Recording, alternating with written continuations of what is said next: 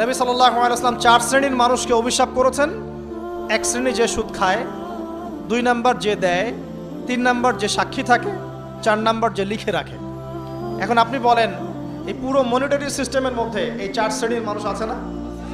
কোনো না কোনোভাবে আমরা এর সাথে সম্পৃক্ত নই কি? সম্পৃক্ত।